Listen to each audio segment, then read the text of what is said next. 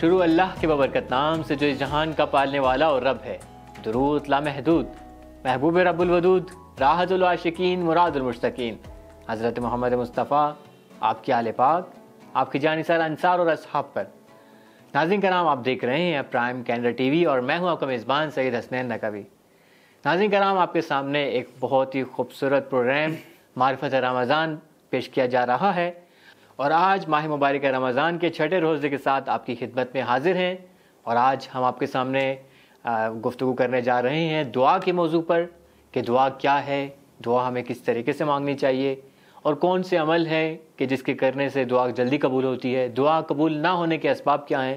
اور اس موضوع کے متعلق ہم گفتگو کرنے کے لیے ہمارے ساتھ آج ہمارے بہت ہی معزز مہمان جن سے ہم پہلے بھی استفادہ کرتے رہے ہیں، آج ہمارے ساتھ موجود ہیں جناب محترم حافظ ظفر اقبال صاحب. السلام علیکم ورحمۃ اللہ وبرکاتہ. جی علیکم السلام ورحمۃ اللہ وبرکاتہ. محترم، انشاءاللہ امید کرتے ہیں آپ خیریت سے ہوں گے. جی الحمدللہ، اللہ کی ذات کا لاکھ لاکھ شکر ہے. انشاءاللہ آپ بھی خیریت و عافیت سے ہوں گے. جی الحمدللہ، ہم نے آپ سے بہت استفادہ کیا مختلف موضوعات پر. آج ہمارا جو موضوع ہے وہ دعا کے موضوع پر ہے کہ دعا کیا ہے اور کس طریقے سے ہمیں دعا مانگنی چاہیے. تو سب سے پہلے یہ اسی چیز کو واضح کرتے چلیں کہ دعا کیا ہے، کہ دعا ہمیں کیوں مانگنی چاہیے. بسم اللہ الرحمن الرحیم. دعا یعنی پکار، دعا یعنی فریاد. عزیزان، انشاءاللہ آپ کو بھی اس موضوع کی طرف توجہ دلاتا ہوں. دعا انسان کی زندگی کا ایک بہت ہی قیمتی سرمایہ ہے جو اللہ کی طرف سے اس کے بندے کے لیے ایک بہت بڑی نعمت ہے. صحیح. دعا یعنی اللہ نے انسان کو یہ صلاحیت دی ہے، یہ اجازت دی ہے کہ اس کی بارگاہ میں فریاد بلند کر سکتا ہے. اللہ اکبر. یعنی آپ یوں ہی سمجھیں کہ آپ کی کوئی مشکل ہے، آپ کو کوئی شکوہ ہے، آپ کی کوئی ٹینشن ہے، اور کوئی ایسا ہے جو آپ کی اس شکوے کو، اس مشکل کو سنتا ہے. صحیح. اور سنتا ہے اور اس کا جواب دیتا ہے. تو اس کو آپ کی زندگی میں اگر کوئی ایسا ہستی آ جاتی ہے جو آپ کے دکھ درد سنتا ہے، صحیح، جو آپ کی فریادوں کو سنتا ہے اور ان کا جواب دیتا ہے اور ان کو دور کرتا ہے، تو آپ کی زندگی میں وہ ہستی کس قدر باہمیت ہوگی. بالکل. آج دیکھیں بہت سارے مسائل ہماری زندگی میں آتے ہیں. ایک بڑی مشکل جو ہمیں پیش آتی ہے وہ یہی ہے کہ ہمیں کوئی ایسا نہیں ملتا جس کے ساتھ ہم درد دل بیان کر سکیں. صحیح. ہمیں کوئی ایسا نہیں ملتا کہ جس کے ساتھ ہم اپنی فریاد بلند کر سکیں. بالکل. اپنے حق کی، جو ہمارا حق غصب کیا جاتا ہے، یا ہم بعض اوقات خود اپنے اوپر ظلم کرتے ہیں، اور اس ظلم کا ازالہ کرنے کے لیے کوئی ایسی ہستی نہیں جس کے سامنے جائیں. لیکن اگر انسان اللہ کی ذات کو ماننے والا ہو، موحد ہو، مومن ہو، تو اس وقت انسان کے لیے خداوند کریم نے یہ سارے راہ کھلے رکھے ہیں. بالکل. کہا کہ آؤ میری بارگاہ میں آؤ، مجھ سے شکوے کرو، مجھ سے دعا کرو، مجھ سے فریاد کرو، مجھ سے اپنی حاجات طلب کرو. یعنی دراصل اللہ تعالیٰ کے ساتھ مستقیم یہ رابطہ برقرار کرنے کا ذریعہ ہے. رابطہ. ادعونی استجب لکم، ادعونی، تم مجھے پکارو، میں تمہیں پکار کا جواب دوں گا، قبول کروں گا تم. اور جب خداوند کریم اپنے حبیب کو بھی فرماتا ہے کہ جب بندے میرے بارے میں پوچھیں کہ ہمارا رب کہاں ہے، تو اس کہہ دیجیے کہ قریب ہے. بالکل قریب ہے، اور خدا واقعاً قریب ہے. ہماری مشکل یہ ہے کہ ہم کبھی خدا سے مخاطب نہیں ہوئے. ہم کبھی خدا کے ساتھ گفتگو نہیں کی. صحیح. لہذا دعا انسان کی زندگی میں ایک امید ہے. صحیح. انسان کی زندگی کے لیے ایک بہت بڑا سرمایہ ہے. دعا ہی ہے کہ جس کی وجہ سے انسان اپنے آپ کو محفوظ رکھ سکتا ہے. بالکل. دعا سے ہی انسان اپنے آپ کو نجات دے سکتا ہے.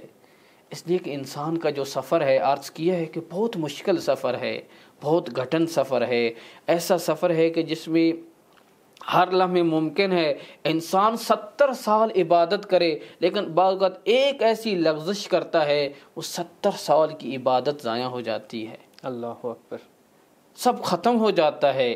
کیونکہ انسان کا سفر کیا ہے؟ زمین سے زمین کا سفر نہیں، انسان کا سفر زمین سے اعلیٰ علیین کا سفر ہے۔ اور آپ کو پتہ ہے کہ جب انسان بلندی کی طرف سفر کر رہا ہو، یعنی ایک اونچائی کی طرف سفر کر رہا ہو، تو وہاں اگر خطا ہو جاتی ہے تو پھر ایسا نہیں کہ وہاں پہ رک جاتا ہے، بلکہ وہ پھر اپنے اول پہ آ جاتا ہے۔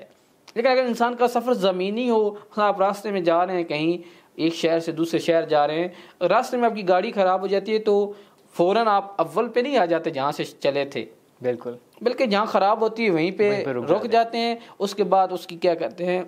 مرمت کرتے ہیں، اور اس کے بعد اپنا سفر جاری رکھتے ہیں۔ انسان کا سفر ایسے نہیں ہے۔ انسان کا سفر چونکہ زمینی سفر نہیں ہے، زمین سے زمین کا سفر نہیں، انسان کا سفر اسفل السافلین سے اعلیٰ علیین کا سفر ہے۔ لہذا یہاں انسان کے لیے دعا ایک بہت قیمتی سرمایہ ہے۔ امید ہے ایک ایسی ہستی کے ساتھ امید ہے جو ہمارے تمام مشکلات کو حل کر سکتی ہے۔ بالکل، ایسی ہستی کے ساتھ امید ہے جو ہماری فریادوں کو سننے والی ہستی ہے، اور وہ اللہ کی ذات ہے۔ بالکل، دعا یعنی پکار، دعا یعنی فریاد۔ کیسی فریاد؟ دل سے فریاد۔ بعض اوقات جب آپ کے اوپر غم آتا ہے، دکھ آتا ہے، تو آپ کسی ایسے کے ساتھ جس کی آپ قریب ہوتے ہیں، جیسے والدین ہوتے ہیں، یا آپ کے کوئی قریبی دوست ہوتا ہے، ساتھی ہوتا ہے، اس کے ساتھ اپنا درد دل بیان کرتے ہیں، فریاد کرتے ہیں۔ کیوں؟ تاکہ اس کو درد، جب اس کے ساتھ درد دل بیان کرتے ہیں، فریاد کرتے ہیں، تو آپ کے دل کو سکون ملتا ہے، وہ آپ کا غم کیا ہے؟ کم ہو جاتا ہے۔ دعا بھی اسی طرح ہے، اس ہستی کے ساتھ دعا جو ہمارا سب کچھ ہے، جس کے ہاتھ میں ہمارا سب کچھ ہے، جو ہمارا سب کچھ وہی ہے، اللہ سارا سب کچھ وہی ہے، اور جو کچھ ہمارے پاس ہے اسی کی امانت ہے، اسی کی امانت ہے۔ ہمارے پاس اپنا کیا ہے؟ کوئی کہہ سکتا ہے میرے پاس یہ اپنا ہے؟ کوئی نہیں کہہ سکتا۔ جو کچھ ہے اسی کی طرف سے ہے۔ ان للہ و انا الیہ راجعون، ہم اسی کی طرف سے آئے ہیں اور اسی کی طرف ہم نے لوٹ کے جانا ہے۔ لہذا دعا جو ہے بہت اہم چیز ہے، اور فقط دعا جیسے آج کی ہے، فقط زبان سے چند جملے ادا کرنے کا نہیں، بلکہ دل سے فریاد بلند کرنے کا نام ہے۔ دل سے اپنی حاجات، دل سے اپنے جو شکوے ہیں، دل کے اندر جو غم ہیں، یہ جو اپنی نیاز ہیں، ضرورتیں ہیں، وہ اپنے رب کے سامنے بیان کرنے کا نام ہے۔ محترم، جیسے کہ آپ نے ابھی یہ بہت خوبصورت آیت کو ہمارے سامنے تلاوت فرمایا کہ انا للہ و انا الیہ راجعون، یہ جو آیت ہے کیا یہ صرف مردوں کے لیے نازل ہوئی ہے یا کہ صرف یا پھر ہمارے لیے نازل ہوئی ہے؟ ماشاءاللہ بہت اہم نقطے کی طرف آپ نے توجہ دلائی کہ یہ آیت جو ہے یہ ہماری زندگی کی آیت ہے۔ بہت سارے ہماری مسائل یہ ہے کہ ہم نے بہت ساری چیزوں کو مخصوص کر دیا ہے مختلف خاص اوقات کے لیے، حالانکہ ایسا نہیں ہے۔ یہ آیت جو ہے ان للہ و انا الیہ راجعون، یہ ہر روز ہمیں پڑھنی چاہیے، اس لیے کہ یہ آیت ہمیں اپنی ابتدا اور انتہا بتاتی ہے کہ تمہاری ابتدا کہاں ہے اور تمہاری انتہا کہاں ہے۔ ان للہ، ہماری جو ابتدا ہے وہ بھی اللہ کی ذات سے ہے، اور وَإِنَّ إِلَيْهِ رَاجِعُونَ، اور ہماری جو رجوع ہے، جو ہماری انتہا ہے، وہ بھی اللہ کی ذات پر ہے۔ لہذا کوشش کریں ہماری زندگی بھی الہی زندگی ہو۔ یہ جو ہماری زندگی کی انتہا ہے، کیا مثلا یہاں پر جو آیت میں کہا گیا کہ مثلا ہماری انتہا بھی خدا کے ذات ہے، کیا یہ مر کے انتہا ہے یا کہ زندگی میں بھی انتہا ہو سکتی ہے؟ دیکھیں، انتہا انسان ہر لمحے سفر میں ہے۔ بالکل، ہر لمحے انسان کی ایک عمل کی ابتدا بھی ہے اور انتہا بھی ہے۔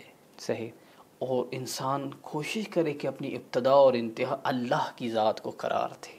بالکل، یعنی اس کا عمل کیا ہے؟ الہی عمل ہو، اس کے عمل میں الہی رنگ ہو، اس لیے کہ اس کائنات میں، اس جہان میں اگر کسی چیز کو بقا ہے تو اللہ کی ذات کو ہے۔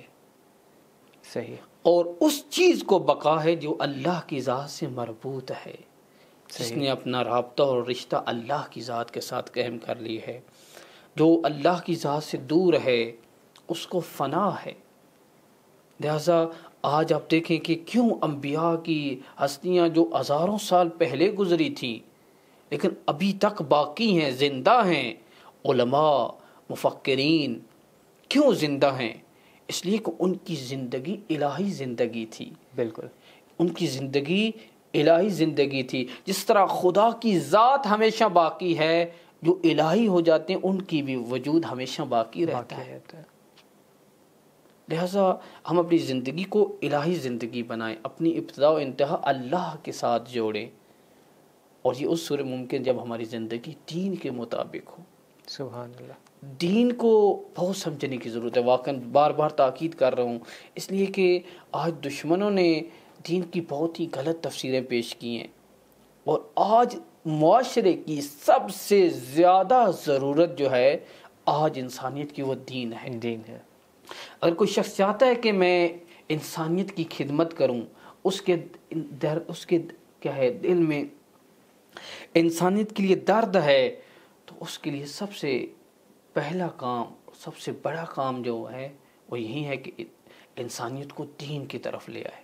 بالکل، دین سے ہی آج انسانیت ان ظلم و ستم سے نجات پا سکتی ہے، ان نابرابریوں سے جو نا اتفاقیاں رونما ہو رہی ہیں ان سے نجات پا سکتی ہے۔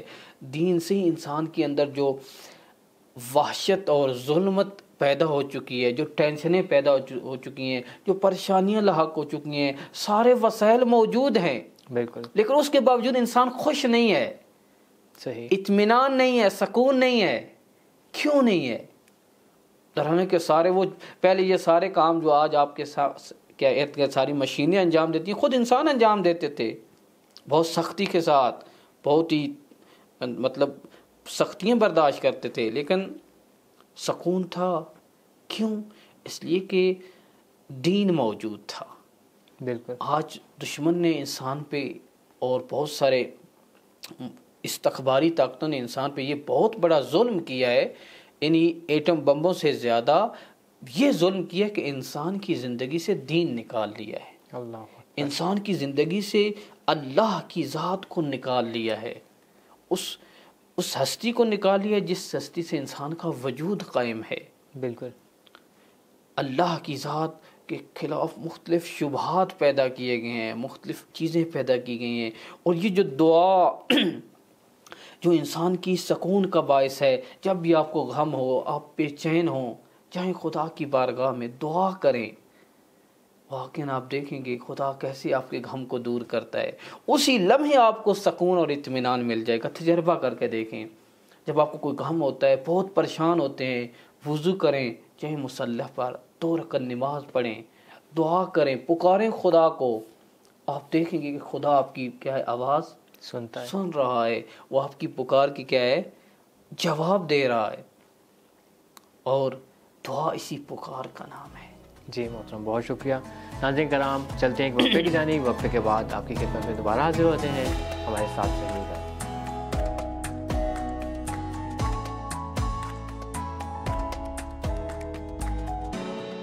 ناظرین کرام، وقفے کے بعد ایک بار پھر خوش آمدید عرض ہے کہ جیسے کہ ہماری بہت پیاری گفتگو خود دعا کے موضوع پر چل رہی ہے کہ دعا کیا ہے۔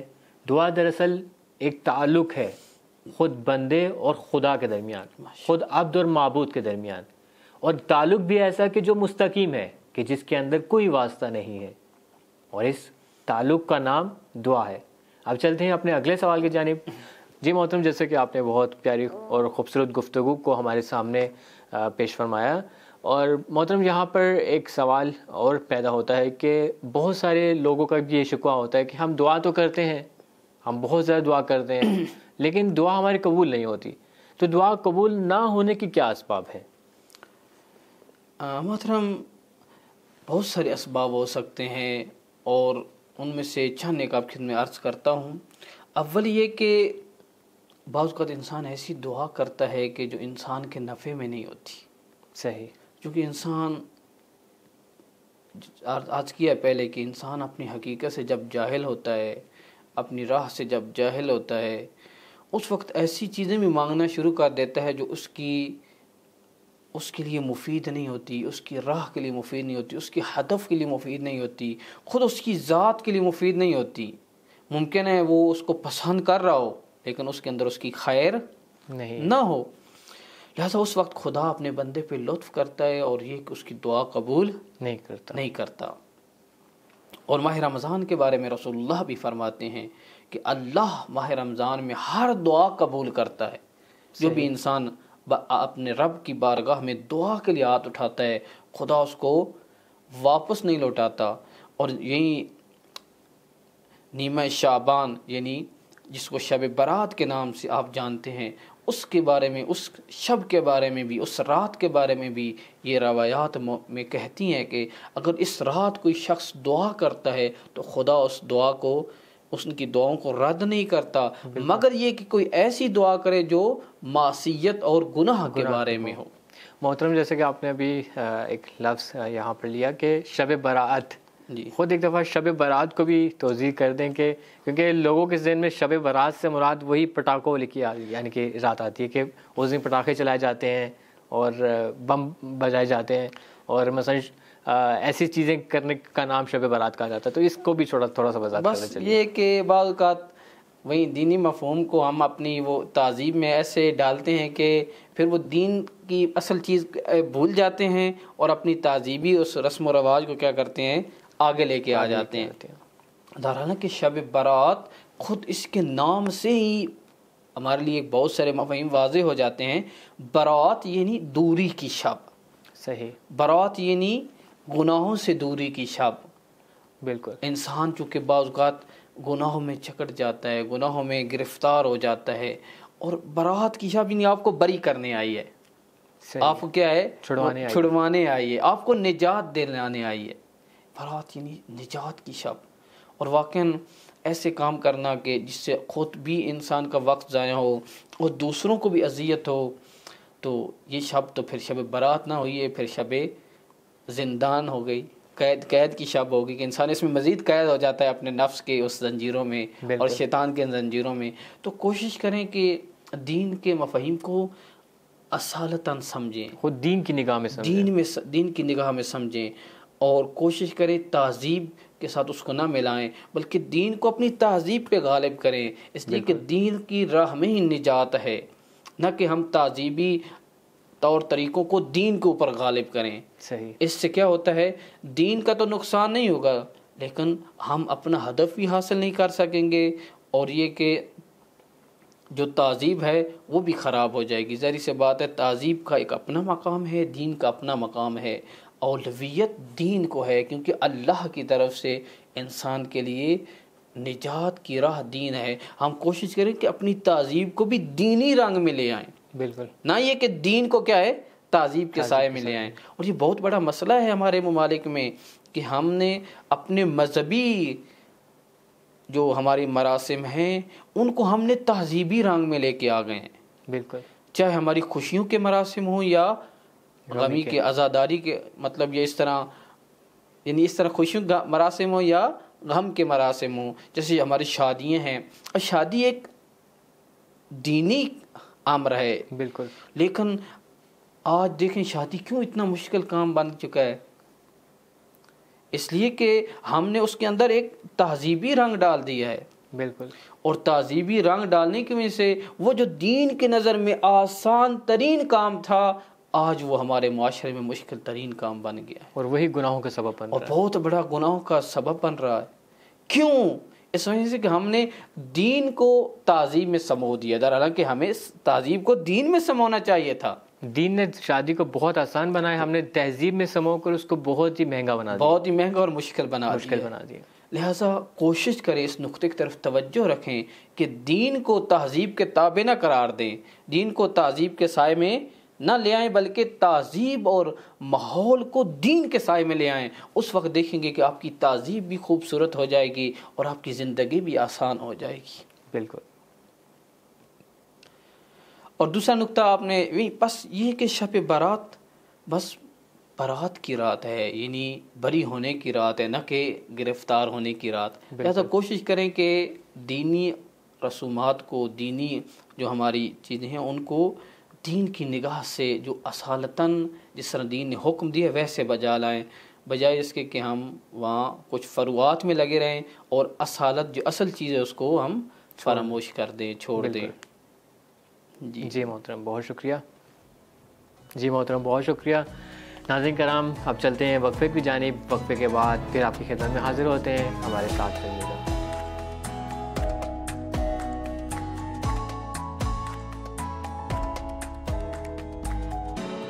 ناظرین کرام وقفے کے بعد ایک بار پھر خوش آمدید عرض ہے. جیسے کہ ہماری گفتگو چل رہی ہے دعا کے متعلق، اور دعا جیسے کہ بیان کیا گیا کہ خدا اور انسان کے مابین ایک تعلق کا نام ہے، اور وہ بھی تعلق مستقیم تعلق.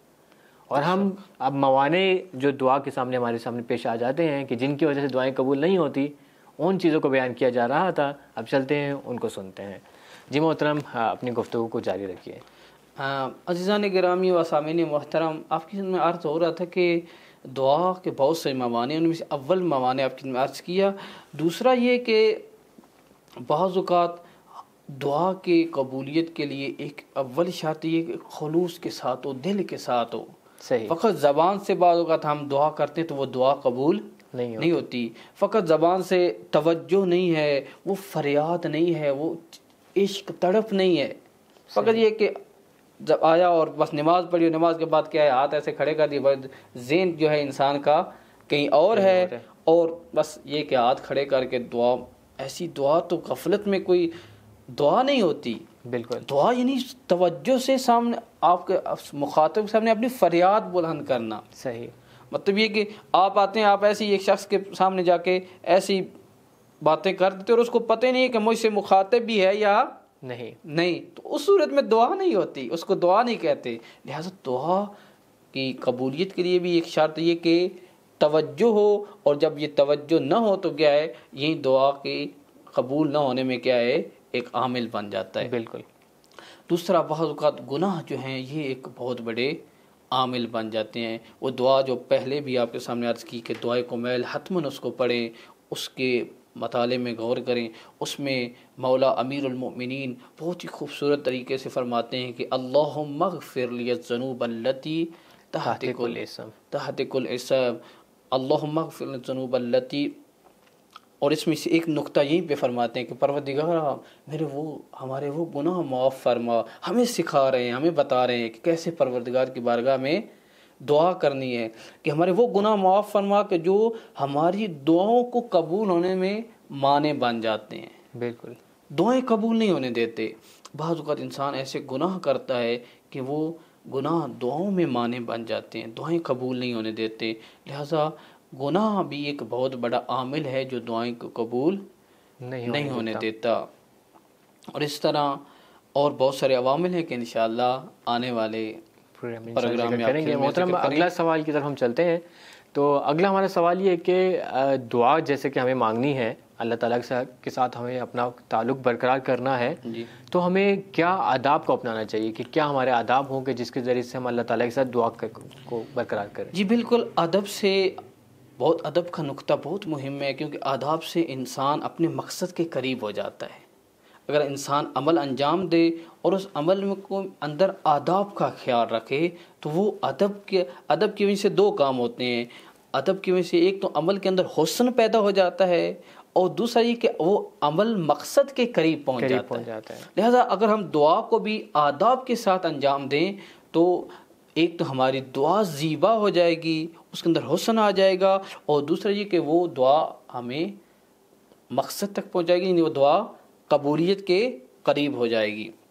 بالکل. سب سے پہلے یہ کہ انسان پاکیزہ ہو کر دعا مانگے، یعنی وضو ہو اس کا تو دعا مانگنا یہ ایک ادب ہے. دوسرا یہ کہ کوشش کرے جب بھی کوئی نماز پڑھے یا تلاوت کرے تو تلاوت کر کے دعا مانگنا یہ بھی کیا ہے، آداب میں سے ہے. اور اس طرح دعا کرتے وقت اللہ کی بارگاہ میں رسول اللہ محمد و اہل محمد کو واسطہ قرار دے، کیونکہ یہ ہستیاں اللہ کی بارگاہ میں ایک مقام رکھتی ہیں، بالکل ان کا ایک مقام ہے اور جب اللہ کی بارگاہ میں ان کو بندہ واسطہ قرار دے کے دعا مانگتا ہے تو پھر اللہ تعالیٰ ان ہستیوں کے صدقے میں بندے کی دعائیں قبول کرتا ہے۔ سبحان اللہ۔ اور اس کے علاوہ انسان نیک اعمال کرتا ہے تو اس وقت دعا مانگے، وہ دعا قبول ہوتی ہے۔ بارش ہو رہی ہو، اللہ کی رحمت برس رہی ہو تو اس وقت دعا کرے، انسان کی دعا قبول ہوتی ہے۔ والدین کے چہرہ دیکھ کے، والدین کی انسان جب زیارت کرتا ہے، ان کو دیکھ کے انسان اگر دعا مانگے تو دعا قبول ہوتی ہے۔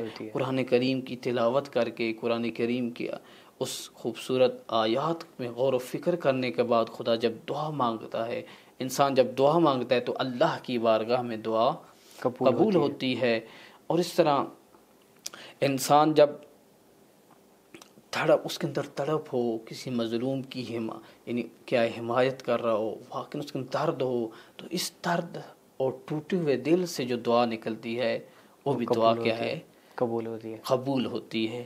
لہٰذا اور ماہ رمضان واقعاً دعا کا مہینہ ہے، اور کوشش کریں وہ دعائیں انشاءاللہ اگر موقع ملا تو آپ کی خدمت عرض کروں گا کہ دعاؤں کو پڑھیں، کیونکہ ان دعاؤں سے ہی آپ اپنے رب کے قریب ہو سکتے ہیں، ان دعاؤں سے اپنے رب کی معرفت حاصل کر سکتے ہیں۔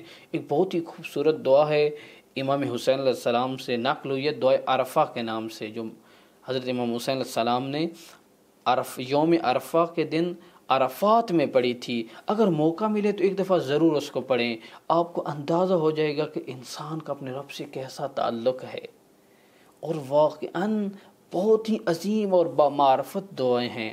بالکل۔ اور اگر کسی نے دین کو سمجھنا ہے تو ایک بہترین منبع دعائیں ہیں، اور خصوصاً آپ نے سنا ہوگا کہ ہمارے ایک امام ہیں جن کا نام زین العابدین ہے، ان کی ایک کتاب ہے صحیفہ سجادیہ، صحیفہ کاملہ کے نام سے بھی مشہور ہے، وہ مکمل دعاؤں کی کتاب ہے۔ صحیح۔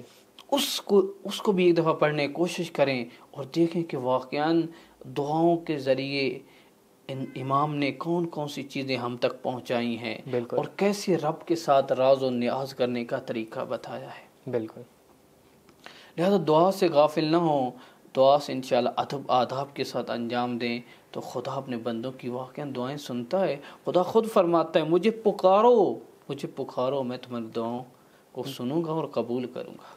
جی محترم، بہت شکریہ، ہم آپ کے بہت شکر گزار ہیں کہ آپ نے بہت خوبصورت انداز میں خود دعا کے موضوع کو ہمارے لیے واضح فرمایا۔ ناظرین کرام، ایک بہت خوبصورت گفتگو ہو چکی، جیسے کہ اللہ تعالیٰ کا فرمان ہے کہ تم مجھے پکارو، میں تمہاری پکار کا جواب دوں گا، میں تمہاری دعاؤں کو سنوں گا۔